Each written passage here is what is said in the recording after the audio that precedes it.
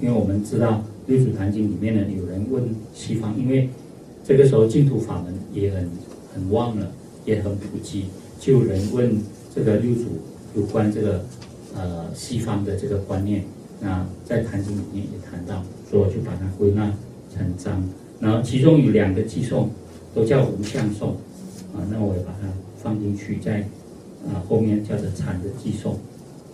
那这样子的一种分法，大概就把坛经一些比较主要的这个观念思想把它提出来那这样子我们在了解的时候呢，如果我们具备了刚才所知道的这些了解，就知道说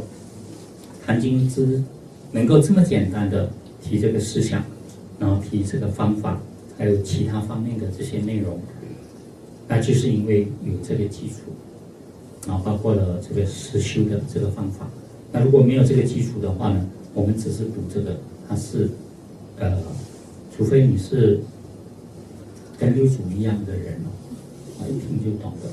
六祖呢也一听《金刚经》他就懂了后来到五祖那边去的时候呢，他也是一听就懂。那我们呢都是听了不懂所以呢一定要先学一些基础具备那个条件。所以我们也在这个过程里面呢，理解到说为什么佛教的哲学需要那么庞大的一个体系来建立。有些人觉得这个很繁琐，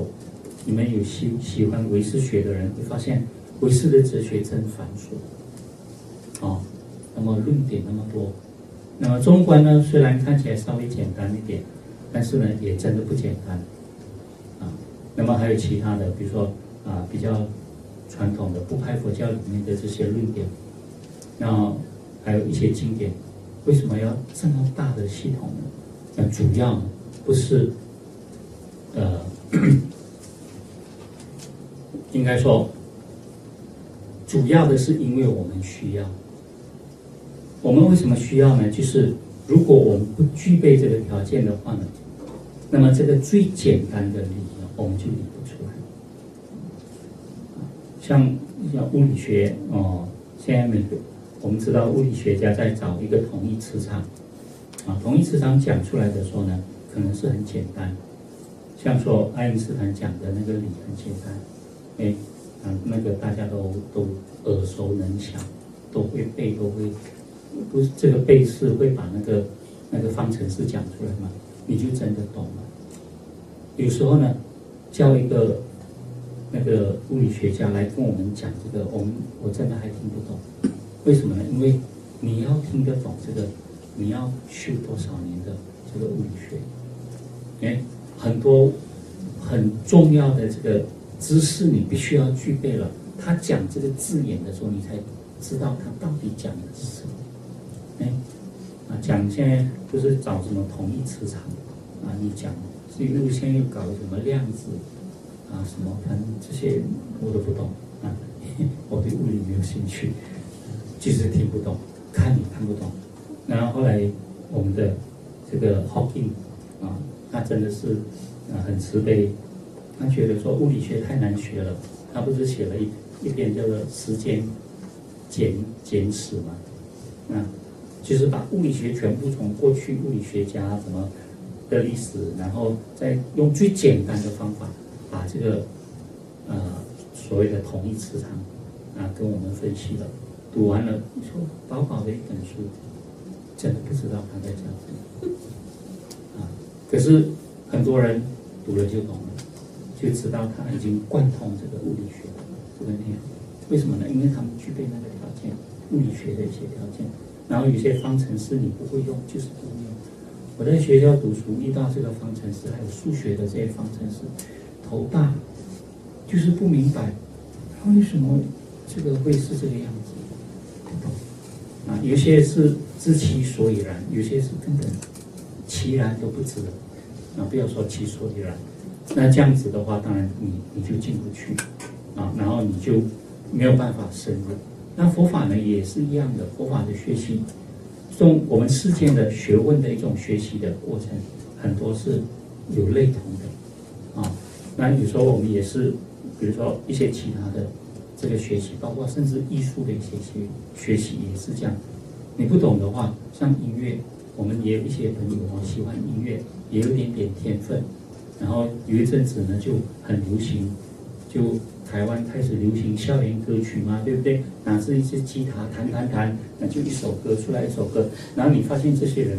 2、3首歌过后10首8首，他就弹不下去了。为什么弹不下去？因为他脑子里面他有点天分，可是他脑子里面的旋律来来去去就那几个嘛。他们有些甚至学吉他就学会那个什么，他的那个旋律罢了，和弦罢了，然后弹就几首歌唱出来。我们以前那边也有一些佛友是这样，然后我们发现他说他唱一首歌，他这次唱跟下一次唱又不完全相同，因为他连记谱都不会，所以他就凭感觉唱很好听，可是呢下一回又感觉来了，又有一些地方又忘了，因为他没有真正把这个曲谱下来了。那这些人呢创作不会超过10首，他就没东西了，他就做不下去了。为什么呢？没底啊！你一定要经过古典音乐的训练，一定要有1、2个乐器你非常熟悉，对不对？然后你有这个古典音乐的底，然后谱曲啊那些，它一定有规律。他们是在这个规律上、基础上，然后才开创。那你这个有这个基础，你的创意出来的时候呢，它就有一个底，有一个根，所以你才能够有不同的那个灵感源而出来嘛。所以你看那些艺术家、就音乐家，全部都是这个底非常厚的。我们以为说拿一个小提琴在上面拉就行了，这个不行了。有些小朋友拉得很好，拉一段时间他就拉不下去了。为什么？没有底，你就会卡在一个层次上，然后你就上不上下不下了。所以我们那边也是搞，我们叫本地创作，它是这样，台湾叫校园歌曲，到了新加坡叫新谣，那到了马来西亚叫本地创作。然后我们那个时候也有很多朋友做这个创作，我也认识一些，可是有些走没多久就消失了，他就走不下去了，因为他没有再深入这个底，没有这个根据。像台湾也是一样很多校园歌曲一下子，然后后面就没有后续了嘛。可是有一些呢就可以一直持续下去，你看他们是底非常厚的。所以所有的学习都是这个样子。所以我们很多禅修为什么到一个程度呢？你就上不上下不下，下不下不是真正下不下，是你不肯下来了。你不肯下，为什么不肯下来呢？你以为说我到了那个程度了，其实你是半天掉，也没有基础你就掉在半空，是真的是上不去，又不肯下来然后后来我们在欧洲带禅修的时候，就碰到这些问题很多呢这个基础都没有好，都没有扎实，然后呢就一部分呢是思想上的他读了很多禅宗的书，动不动就跟你讲真空了解什么空什么一大堆，可是呢都是别人讲的东西，没有一个是他自己体会，多数是他想象，然后基础也不好，基本的方法都不会用。我们去呢都要把他们一个一个拉下来因为他们都半天掉，就要把他们拉下来拉到后来呢，他们才甘愿相信说他们基础不好，要从头来过当然还好了，他们愿意这样子做那这样子做的时候呢，我们这个课程就可以继续进行，不然的话就没办法了所以这个部分呢非常的重要那包括六祖呢在讲这个功德的时候，为什么他对这个梁武帝的那个评断说梁武帝根本就不知道什么叫做功德他把福报当功德来说，所以呢这个达摩祖师当然就听不下去了嘛，对不对所以就话不投机了嘛。可是很多人认为说这个达摩祖师怎么这个样子呢？他们也不明白，那些问的人自己也不明白，可见他们的程度也是不够好了六祖就要跟他们解释了啊。那西方的观念也是这样，当时这么普遍的一个思想，他们也不明白，那为什么要往生西方？那往生西方又有什么意义？那六祖就要跟他们解释。所以这些呢，就让我们知道说，假如我们在这个理论的建设上不具足这个条件，真的有时候里面所讲的东西，表面上好像懂了，其实真正深度里面，就骨子里面是不懂的。对，表面上懂。像我们现在很简单，无常无我，你们都会念，应缘生应缘灭都讲得出来。可是你真懂吗？你真懂吗？好像似懂非懂。说他不懂，你又讲得出一些东西来。可是讲懂的话，为什么他对你一点作用都没有？对，我们都知道无常无我，然后事情发生的时候，常见来了，我见都来了，无常无我不知道跑到哪里去了。为什么会跑掉呢？因为你都没有把它涌入到你的思想里面去。那为什么融不进去呢？因为你都是用口头讲啊，你没有用心去体会它的所以这些呢，都是我们大部分学佛的人面对的问题，或者是我们可能有的一些状态所以我们一定要这样子去理解了，我们才能够说这么简单的句子里面用的句子都不深这么简单的句子，为什么它那么重要？为什么它对整个中国佛教发挥的那个影响力那么深所以我们先稍微讲一下禅的思想。当然所谓禅的思想就是禅的原理，或者是最中心最核心的这个部分，在禅或者是在坛经里面，或者是我们禅中最主要的思想是什么呢？自性清净，就这么一句话而已。那么这个自性清净，我们一谈，很多人就想到这个是如来藏系统的思想，所以很多人都不太要看，认为说因为从佛教的这个体系里面呢很多人学佛法虽然是用中文学，但是呢比较喜欢回归印度佛教，因为说佛教是从印度发源的，包括大乘佛法也是印度发源的，然后才传到中国来。那么在这个判摄里面呢中国系统的这个判摄佛教传到中国，其实所有的系统都进来，包括比较原始的佛教，比较传统的佛教，我们把它判成小乘教。中国人是这样子的一种角度那所有的思想过来的时候呢，在中国形成佛教的时候，各个系统的教学都有，因为我们要知道中国人的哲学思想最高的境界就是圆融。我们昨天谈过了，圆融呢就是用个架子把所有的这个佛教的思想全部归纳进去，从最基础到我们所谓最圆融的最高的全部都含摄在一个体系。也就是说大家呢都在里面，从圆融的角度呢是不分高下的。可是呢我们在学习的过程里面发现有初阶到进阶，然后到最高的那个部分嘛，那我们学习的人呢就一定会有程度上的这个差别。程度上的差别，你在学的时候呢，你比较喜欢哪一种？当然我们每个人都希望自己学的是最高的，每个人都喜欢学最高的，最低的都不要学可是呢在学最高或者也好，或者学最低也好，都没有衡量自己的都是衡量那个教理的。我们学东西都是看教理的，不是看自己。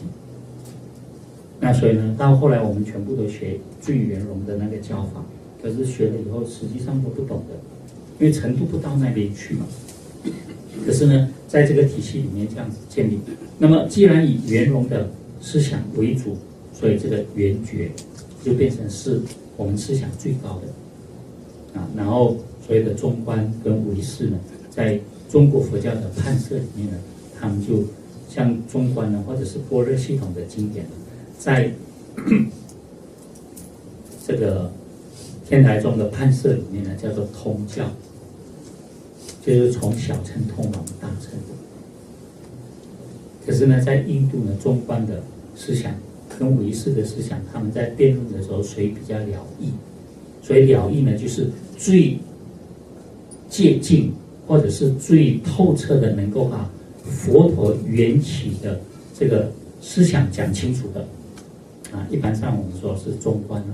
可是中观就是般若嘛。那如果这样子判摄的话，般若经典呢，应该是最了义的。可是呢，在中国呢，它是属于通教，从小乘通往大乘的。那唯识学基本上也是在这个系统啊。别教呢，就是那些方等经典，就直接谈到是大乘的经典啊，没有包含啊这个其他这个所谓小乘的理论的部分的叫方等啊，别教。然后才到圆教的时候呢，就判摄不同啊，法华经跟华严经有不同的判摄。在天台宗的判摄呢，华严经叫做别教里面的圆教，因为它纯讲大乘，但是他讲大乘的时候，他讲的是大乘里面的圆教。所以为什么法华经他判它只是别教里面的圆教，而这个法华经本身呢是通教的圆教，所以他认为它是最圆融，因为它包含的范围最广，甚至藏通别它都包含在里面。藏教是小乘教嘛，通教是小乘通往大乘嘛，然后还有别教是大乘，所以这三个系统都包含在法华经里面。这个是法华的判教咯啊，所以他认为它是最圆融。那这样子的话，我们就发现说，原来所有的这些系统，佛教的系统思想传到中国的时候呢，中观有中观的系统，唯识有唯识的系统，还有另外一个系统呢，一般上我们叫如来藏的系统。那么如来藏的系统呢，在印度的佛教里面，它的角色就是都在经典里面流传啊，它没有论点，有论点也像是经典这样啊，所以流传都是以经典为主。那么在印度呢，比较受到大家注目的是因为中观和唯识他们都是论点，论点的话，而且有一个辩论的过程，两个宗派不断的在辩论谁是了义佛教啊，所以把佛法讲得最透彻、最完整、最接近佛陀所说的这个缘起性空的这个观念。那么当然后来的基本上大家的判摄就是说，中观是比较接近，而且中观比较早期，它也比较接近这个原始佛法啊。然后唯识也有他认为他了义的地方啊，他认为中观有些地方不足，然后唯识呢才讲得比较清楚。那么如来藏的系统一路来都没有跟他们做任何的这种辩论，但是如来藏系统里面呢，它比较具有所谓跟其他教派，就是佛教以外的这个教派的思想呢，有一种好像是联系啊。这个联系是什么呢？就是因为印度当时的这个思想呢，比较注意到说讲这个所谓的真我，所以所谓的真如来藏，它就是说身体我们的身心里面有一个这样的一个功能。那么这种思想呢，很容易变成珍藏的思想，所以这个心是清净的心啊，有这种清净心的话，就变成是一种珍藏的思想，就本来就有的啊，所以这种如来藏就是我们的佛性就含藏在我们的心里面，然后呢，我们所谓的成佛呢，就是把这个佛性显发出来啊，那这个佛性就变成好像有一个东西叫做佛性，或者是唯心，这个清净心这样的一种观念。那么这种观念呢，它一传到中国的时候，很容易被中国人吸收，因为它是讲本性是清净的。中观讲本性的时候呢，它不讲清净，它讲空性啊。那我们要从空才能够看到净，因为空就是无染，无染就是净，所以这个清净呢是本然性的。但是在中观里面，它比较强调这个空。那么唯识学呢，你要转然成境。因为唯识学它讲的是世间显现出来的各种现象，所以所谈的大部分是前六识运作的那个作用。那第七识跟第八识是比较潜在的意思，它在早期也只讲到六识，然后到唯识的时候才把六识的功能再分成第七跟第八识。那么第七跟第八识在早期的思想里面它是有的，它就等于是一根就意识所依的这个根，然后再把它分析成第七跟第八识所以因为有18戒嘛，18戒的时候就讲到一根还有意识是分开的。那分开的话呢，你就要更深一层的去谈到说这个意识所依的。那么早期呢，他们隐隐约约把意识跟一根合起来讲的时候，就有这些功能，但是没有讲的那么仔细，所以唯识呢就把它讲的那么仔细。讲到那么仔细的时候呢，面对的一个问题是，我们显现出来的都是杂然的。那这个杂然呢，当然如果我们继续下去就是轮回，不断的轮回了。那你要怎么样不轮回呢？就要清净。所以清净在这个过程里面就产生了不同的这个观念。其实部派佛教也有这个观念，就是说这个清净是本来有的，还是后来熏习而成的？假如是本来有的，为什么它不发作？所以不能显现它的作用所以这个在那个唯心的系统里面直接讲本来清净的，可是唯识的系统它就不能讲本来清净，因为显现出来的都不是清净的嘛，不是清净，那怎么如果是本来清净，为什么会显现为这种杂染？那如果你说熏习才能够成就的话，为什么熏习？熏什么呢？就清净法界的熏习。那么这个清净法界就是等于佛所说的法，还有说佛所显现出来的这种教学。为什么这个是清净？然后用这个熏习就能够完成，让这个杂然的事转成清净了。所以这些都是哲学上两难的问题。所以这个唯识学所讲的这个第八识，它含藏清净的种子，但是这个清净的种子必须要熏习，所以他们佛性从缘起。这个《法华经》是这样子讲，佛性也是缘起的。那么这个观念很重要，因为缘起一定是无常无我，是空所以就不是说有一个东西叫做佛性的。佛性呢，就是这种缘起显现的一种功能、一种作用，所以它就要靠这个熏习。那么熏习清净的种子就会显发它的作用，然后把这个杂然的清理掉了以后，就转然成净。那转然成净它还是有功能，不是说成净了以后呢，空了就什么都没有，它还要有功能。那么这个功能呢有分别，什么分别呢？就是你如果是杂然的时候叫做识转成清净就叫智，所以转识成智了。所以唯识学的修行就是要转化，所以才有转迷成悟、转然成净、转识成智。那这个过程